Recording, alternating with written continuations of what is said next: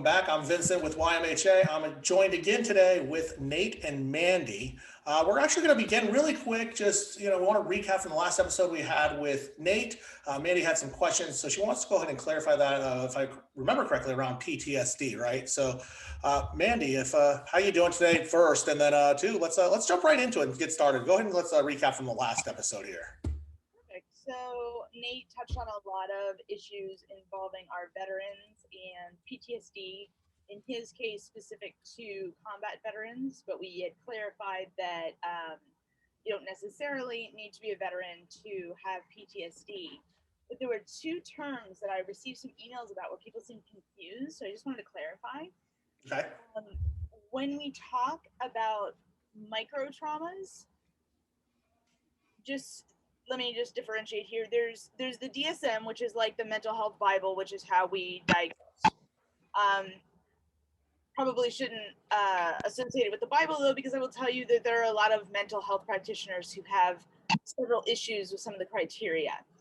A micro trauma is not one of the criteria for PTSD. Micro traumas are something that in the mental health community is a term that we all use to describe ongoing abuse, oppression, racism, and then how those people present, which is very often with PTSD criteria.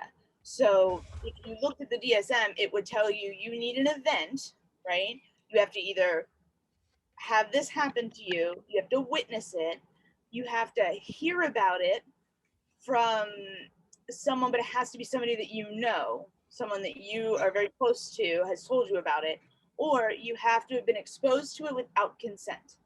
So the reason that that's different is it talks about it like there's one event. So when we talk about micro traumas, we have people with PTSD that can't narrow down one event. Doesn't mean they don't have PTSD. It means along the way, they're not even sure which event to classify as the most traumatic or which one had the biggest effect. Okay. But it's an ongoing, smaller level, which I don't like to rate trauma, but the ability to have this circumstance happen over and over again, and it results in very similar PTSD criteria. But I did want to clarify because somebody was having trouble finding that. There's a lot of literature about it, but no, you won't find it in the DSM. It's not a requirement for PTSD. Okay. So I wanted to clarify that. And then I had a lot of questions about complex PTSD. So complex PTSD is not a differentiated diagnosis in the DSM, but again, every mental health professional I know and all of the literature out there does differentiate the two because the presentation is different. And it's one thing, kind of, we talked about the client I had that was present for the Boston Marathon bombing, right? Versus someone who has a childhood history of repetitive trauma. The reason that there's a differentiation is because we haven't affected the core belief, meaning he saw this one thing happen. Someone who lived in a childhood home like that might believe all people are bad. No one can be trusted. I shouldn't get close to anybody. And so there is a different presentation with people who either have a bunch of micro traumas or several significant traumatic events. And we see that a lot, obviously, with our veterans. They're exposed over and over again. And then we see it with people who, depending on socioeconomic level, right? Somebody from one economic level might say, well, don't go through that neighborhood. Well, what happens when you're in first grade and you have to walk through 4 of those neighborhoods to get to your house? Right. Their chances of being exposed to more trauma just walking home from school every day is going to be significantly higher than someone else, depending on socioeconomic status, where they live, so on and so forth. Gotcha. Okay. The only other time we see that when we say exposed to it with or without consent is that, so for instance, you can be traumatized by witnessing an event.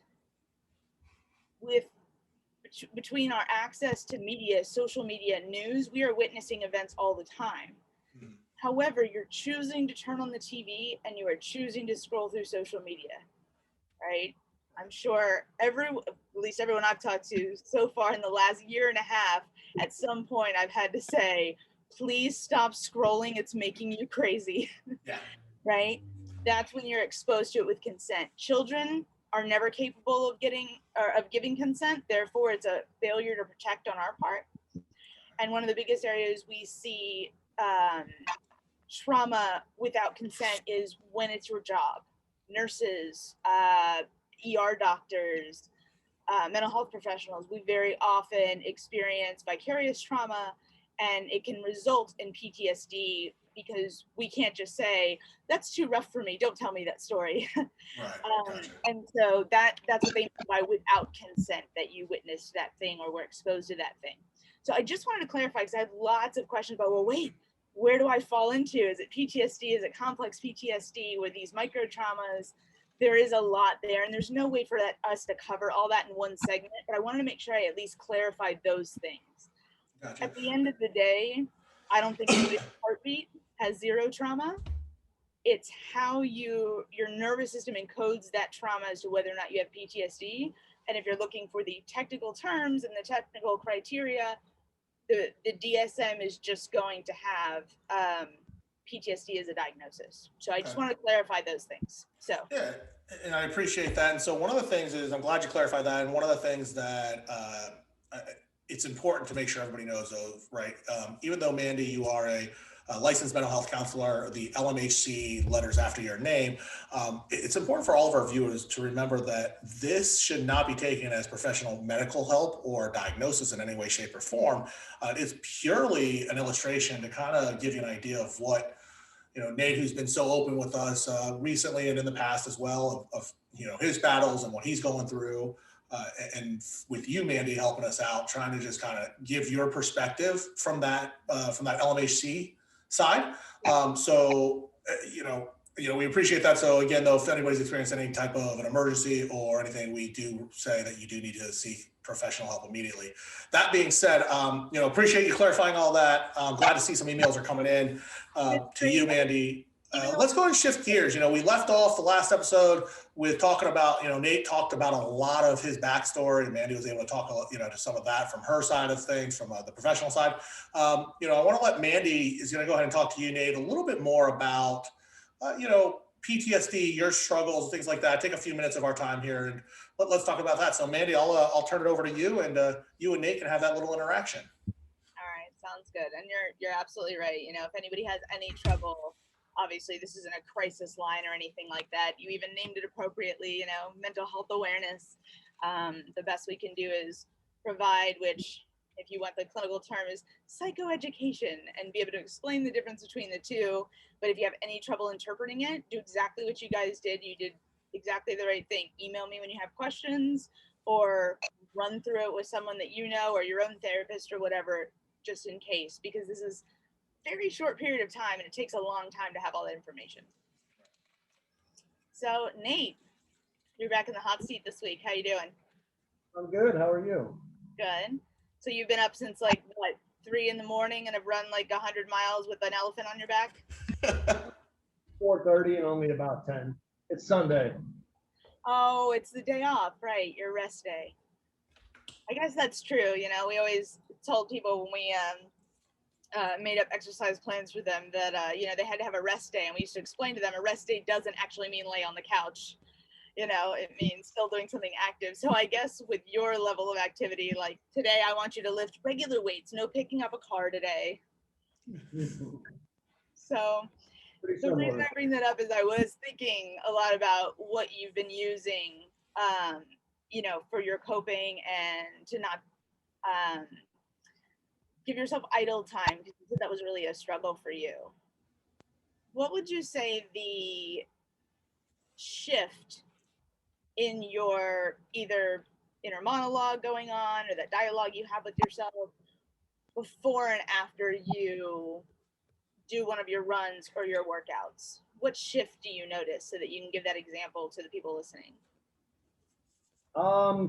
Most importantly, I think, I've just been, my outlook on everything, that I do daily, everything that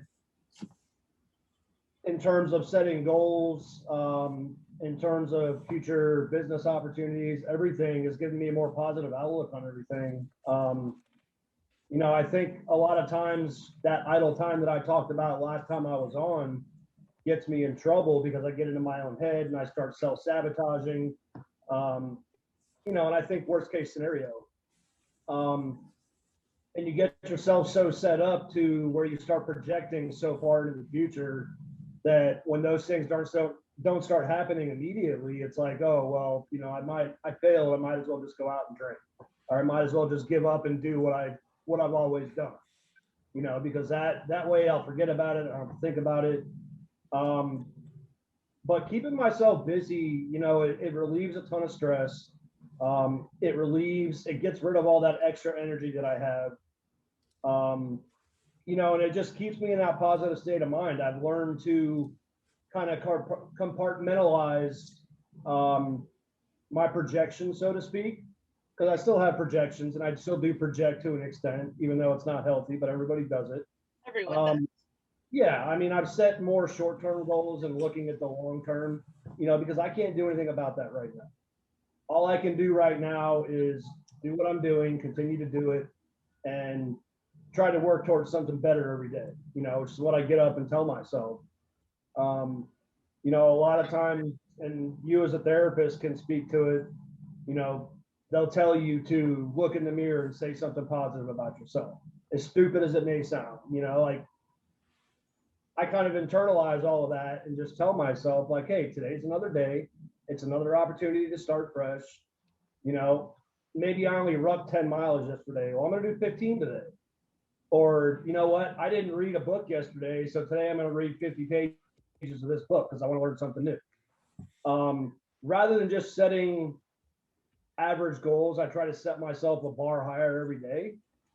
And whether it's something as little as eating a little healthier the next day or climbing a freaking mountain like I did last weekend, um, you know, it's definitely helped. And before, you know, when I would sit in my own shit and I would isolate, I would just be stuck in that pattern of internalizing every single thought that I had.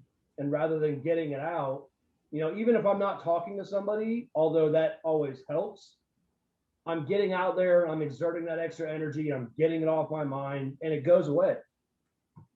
You know, I know a lot of people that have been in therapy or have even read anything about it. You know, a lot of times they tell you that, you know, a thought only lasts so long. And I don't remember what the exact, you know, I've been through all the treatments and all that shit that, you know, you've dealt with. And they tell you, well, you know, if you can hold on for 60 seconds, it'll go away, or the urge goes away, which sometimes it does, sometimes it doesn't. But, you know, when you're out there doing something else, it takes your mind off that shit. And yeah, it does go away. You know, so for me, the flip side of isolation and internalizing, even if I'm out there by myself doing something and not socializing, you know, I'm able to get rid of all that internalization and turn it into something positive, which has helped me a lot. Perfect.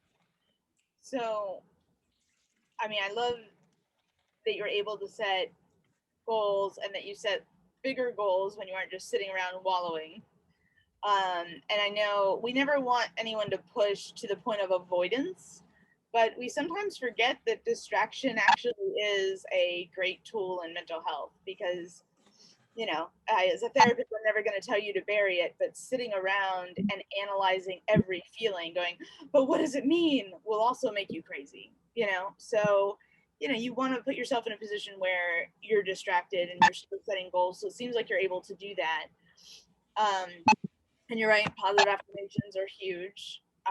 You know, some days are harder than others to come up with something.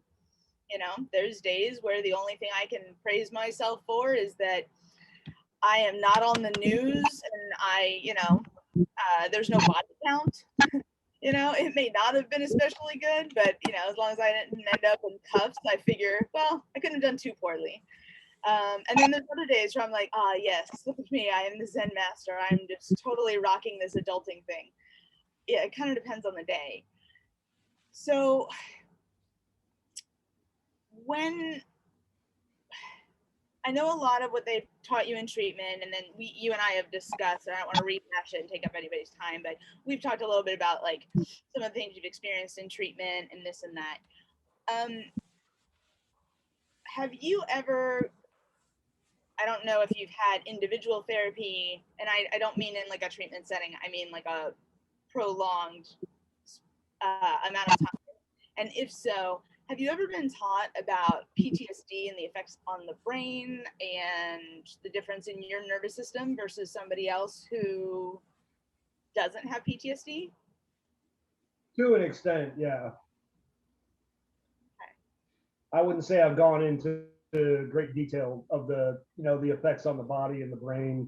I mean, Okay. I know symptoms, I know treatments, I know this, that, the other. I haven't gotten too complex into the actual, central nervous system, this, that, the other. I'm somewhat familiar with, the functions of the brain and what it does to the brain in terms of, traumatic brain syndrome, that kind of stuff, or TBIs. But I'm not super well versed in all of that. No, and that's okay. And this is, while it is awareness, I won't bore everyone because I will totally geek out, and next thing you know that we'll be discussing all the parts of the brain. I won't do that to you or anybody else. That gets real dry real quick. So you had mentioned they told you a little bit about traumatic brain injury and so forth, but one of the things that they're actually working to change in the DSM is to change it from PTSD, post-traumatic stress disorder, to post-traumatic stress injury. Yeah. And the reason that I say that is because we've been talking a lot about, awareness and how people handle mental health one way and they handle medical in a different way. And I think that would go a long way towards helping people understand. We get that football players have a traumatic brain injury from playing a sport, but we can't wrap our head around the fact that something so traumatic that took our consciousness offline, turned us basically into our base primitive selves, right? Where it's survival only. You completely go basically back to where you're offline and working completely on autopilot. And we have a hard time understanding that that causes a brain injury. How does it feel to hear something like that? I mean, how is it difficult for you to wrap your head around that? Or I know we focus a lot on emotion in mental health, but we forget sometimes that PTSD is actually an injury. Yeah, no, and I agree 100%. I had the same exact mindset. People don't realize that trauma, whether it be post-traumatic stress or whatever kind of trauma it may be, it affects and alterates your brain function and your brain cells. And just like if you break your arm, you go to an orthopedic doctor to get it fixed. People think that, oh, well, I had this trauma, going to talk to somebody is not going to help. It's not going to do anything for me, which in some cases it might not. But a lot of times you, as a licensed mental health counselor and other psychologists, psychiatrists who are trained in that, they know what to do, what to say, the different kind of treatments there are to sometimes restructure those brain cells. And there's different treatments, there's different medical treatments, there's different psychological treatments that have been shown effective. And I agree 100%. I mean, I understand where you're coming from with that stigma, and it's still pretty prevalent today, unfortunately. But yeah, I'm in agreement with you completely. Yeah, I was just wondering how that felt. I think because there's an addiction component, right? Addicts in treatment are taught this is a disease, and so that's harder to wrap their head around. But the reason that I was wondering how that felt for you is because a lot of people don't realize that. And if you haven't been in a treatment setting where you're taught some of that underlying stuff, somebody with PTSD may not realize what's actually happening. The number of people who will say, why do you talk about the brain so much? Aren't you supposed to talk about feelings? I'm like, yeah, well, there's a big ass part of your brain right here that mediates all of those for you. And if that is not working, I can talk to you about how you feel all day, and it doesn't matter because you can't regulate any of it. So when you hulk out and throw a shopping cart at somebody, Does it matter if you can identify I'm mad? No, we have to be able to regulate it. So you have to kind of know how the brain works in that way. And that was why I asked you. I know you had mentioned before about flashbacks and nightmares. How much success have you had in decreasing these? Through medication, a lot. You know, I do take a medication for nightmares and night terrors, stuff like that. Yeah. Excuse me. And it's basically, for the most part, gone away. A lot of my flashbacks, that kind of stuff, is while I'm conscious. So through medication, you know, that's helped me a lot. Okay. But in terms of other treatments outside of medication, I've had a very difficult time in terms of getting the VA to treat any of that or deal with it. In a lot of instances, I've noticed, especially with vets in the VA, is unless you were severely injured in combat and it's your TBI is 100% warranted, it's almost impossible to get a brain scan done. It's almost impossible to get any kind of extended medical coverage to the VA outside of them giving you antidepressant, anti-anxiety meds, and saying, well, just fucking deal with it. Right. And it's a shame, right? That goes back to everything from what you were taught, and you and Vinny both expressed about being raised as a male and being told to suck it up. Then you go into the military, they really tell you to suck it up. Then you get hurt doing their job, and then you come back and they go, suck it up. And it's just, it's really hard to then take those same vets and go, all right, now we're going to sit around and we're going to talk about your feelings and this and that. And it can be tough to really integrate both of those things. It's definitely not impossible. You know, I won't go on a rant about how many of our systems are screwed.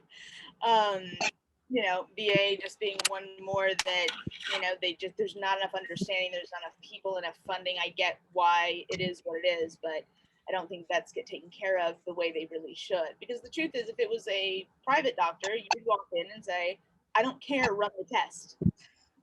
I'll pay for it. Whatever we got to do, scan all the things, and they would do that. And so that's sort of further disadvantage. And I do know too, I have colleagues that work with the VA, but I find like their psychiatrists tend to do a small amount of that kind of stuff with them, but it's mostly a med review. So there's not a lot of sitting down and delving into trauma. And that was one of the other things that, you know, one of the other reasons I wanted to ask, because I was really thinking about it more after we got done. You know, and that individual trauma work doesn't happen, and then they go, but they keep relapsing. Well, yeah, you didn't treat the underlying cause. Right? That's like saying you have a thyroid problem, here's your thyroid medication. Hey, you know, every time they stop taking the medication, their thyroid flares up. Yes, that didn't go away. So we have the same issue here. Since nobody's necessarily told you the ins and outs, and I won't waste everybody's time with it, are you able to consider the fact that nightmares and flashbacks are actually the brain's way of reintegrating that part so that you don't have to shove it down? Yeah, 100%. Okay. Very good. I only ask because there's lots of people that are like, you want me to what? Sit there and invite them in and this, that, and the other? It can be very scary. And it doesn't just have to be vets. You know, people with PTSD. I think we talked about it a little bit after we ended the recording last time, and we talked about the number of people with like, okay, I want you guys to sit back and close your eyes. And every time I hear that from a colleague, I'm like, you clearly don't work with trauma patients. Like, telling them to close their eyes in a big group of people, like that's not going to happen. They're going to get up and walk out of group.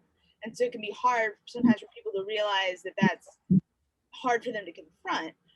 But the good news is that means that you're trying to integrate those memories, because what happens, in a very super brief way of explaining it, is you have two kinds of memory that is encoded, right, throughout your life.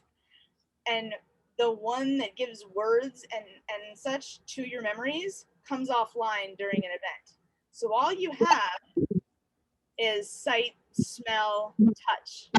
That's why sometimes people have trouble figuring out what their trigger is, because they can hear a noise and it will cause a flashback, or they'll smell something and it'll cause a flashback. But there's no narrative. The narrative memory has come offline.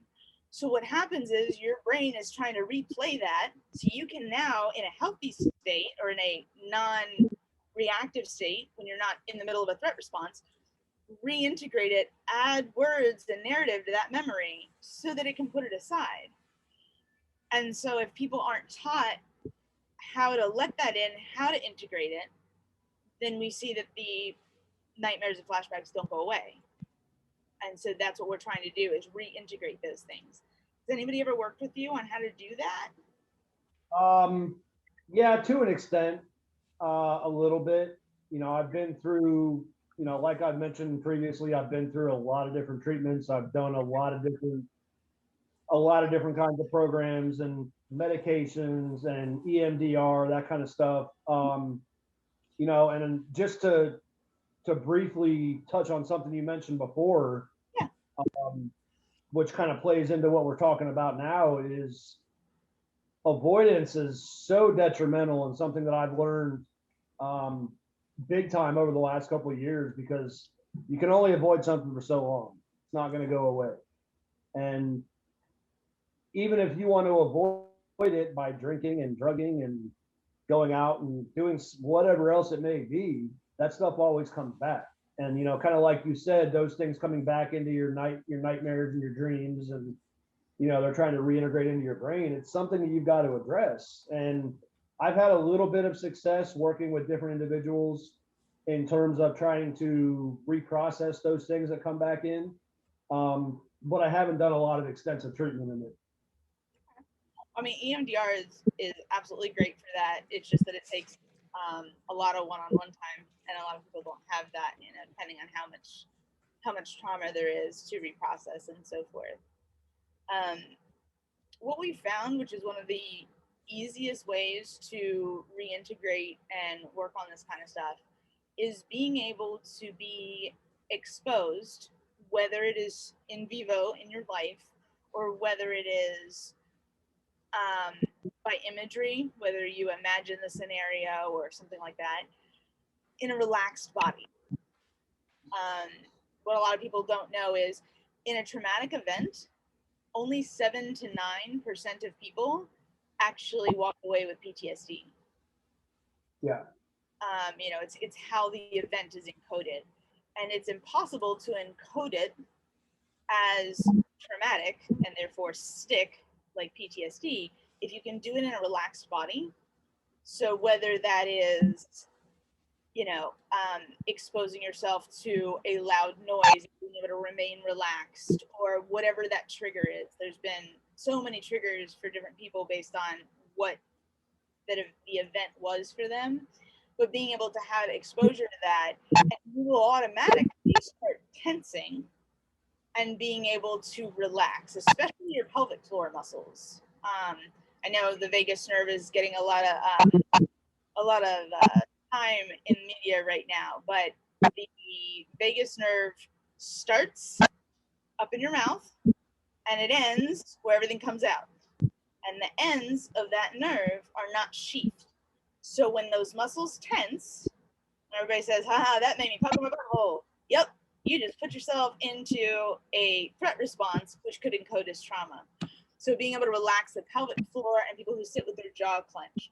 The real trick, I mean, you're able to sit there very calm right now, right? So that's something that if we were in session, I would definitely be walking you through how to do that. The problem with people learning to do that is people will truly and honestly believe that they are only alive because of the tension and the hypervigilance.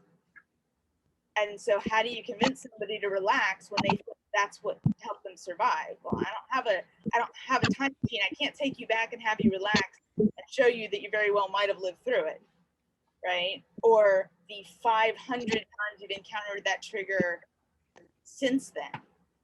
And so it's being able to get that person to relax and to do those things. Keeping yourself in a relaxed body is huge. And as much as you all know my personal pet peeve of all of the Karens in the world trying to get everybody to yoga their way out of mental illness, there is some, there's a lot to that and meditation, because what they're actually teaching is to be able to relax all of those muscles.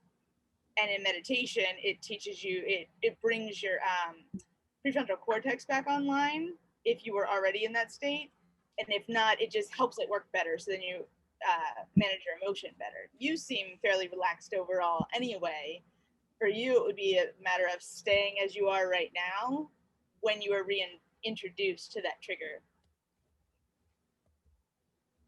Yeah, no, I agree 100%. And I feel for you in having to treat people that deal with some of that, because as you well know, especially in terms of veterans, hyper awareness is very prevalent with PTSD.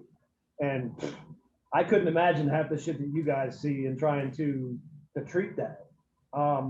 Me, fortunately, I don't have a great sense of hyper awareness. I would say I'm more self-aware. I like to always know what's going on. I'm very, very aware of my surroundings. I'm always very vigilant, but I wouldn't say that I'm hyper aware. Okay, good. There's a big difference there. Hyper awareness, you're always on alert. You're always ready to jump off. I mean, granted, I could do it in 2 seconds, but Sure. it doesn't have me on edge all the time. Right. So I've been able to handle that quite well so far. No, I understand that. That's huge for you, because being able to differentiate between the two is something that a lot of people aren't capable of doing. And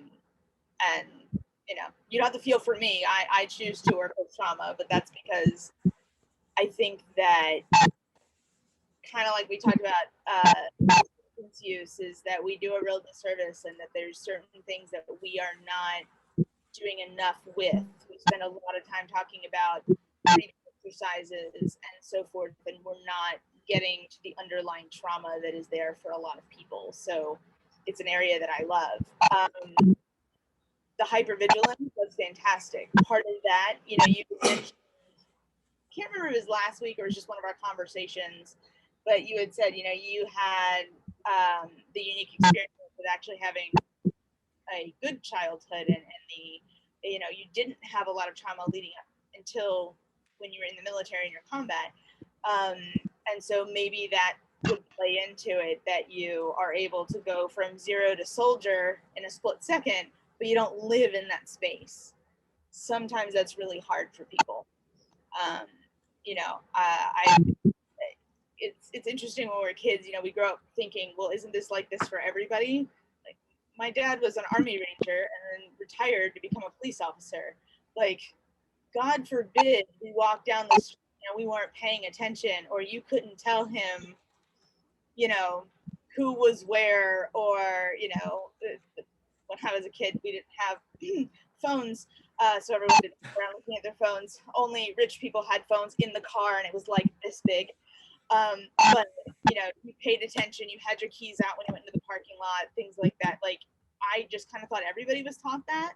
And it wasn't until I got older and started going out with my friends in high school that I was like, you guys are all oblivious. How do none of you know where we parked the car? Like, they allow you to drive, right? There's certain things that we're taught, but you are able to stay relaxed and then move into that state, which is perfect. So that's something that you wouldn't necessarily have to work on. Instead, it would be more of trying to stay relaxed when a trigger presents itself, or when you're feeling yourself getting into that threat response. But you feel like you can differentiate between the two from what I'm hearing. So far, so good. Very good. Vinny, I'm sorry, I haven't been keeping track of time. If I need to stop grilling Nick over here, I will.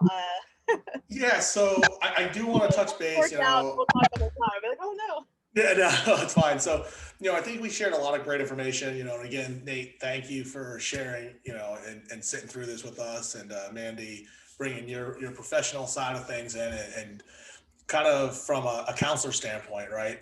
Again, just as that quick reminder, it's not a live session. This is nothing that, we are sitting here trying to diagnose Nate with, obviously.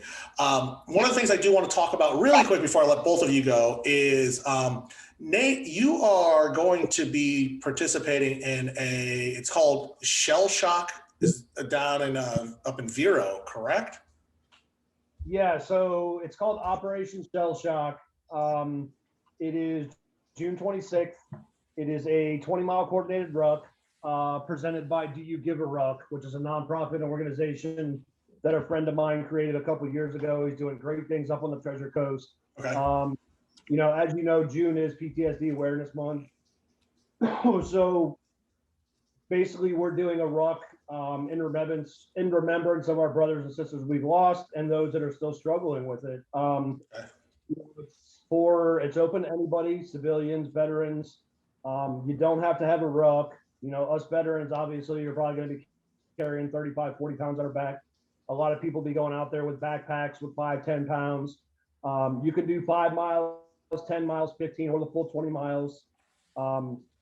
It's going to be a coordinated ruck march. One group starting from the Vero Beach City Hall, the other group starting from the Port St. Lucie City Hall. We're meeting up at Fort Pierce in the middle after the 20 miles is over. I know they've got a lot of different veteran organizations involved. They've got a lot of different sheriff departments, motorcycle clubs, stuff like that. It's going to be probably one of the biggest veteran events held on the Treasure Coast ever. So if you can get out there, I would recommend it. June 26th. I know we're pushing off at like 4 a.m. that Saturday morning. We're planning on, I think, culminating the middle at like noon. I believe it's Fort Pierce City Hall, but don't quote me. If you want to go on their Facebook page, they have a page for the event, Operation Shell Shock. Or you can just check out their Facebook or their IG page, which is just Do You Give a Ruck.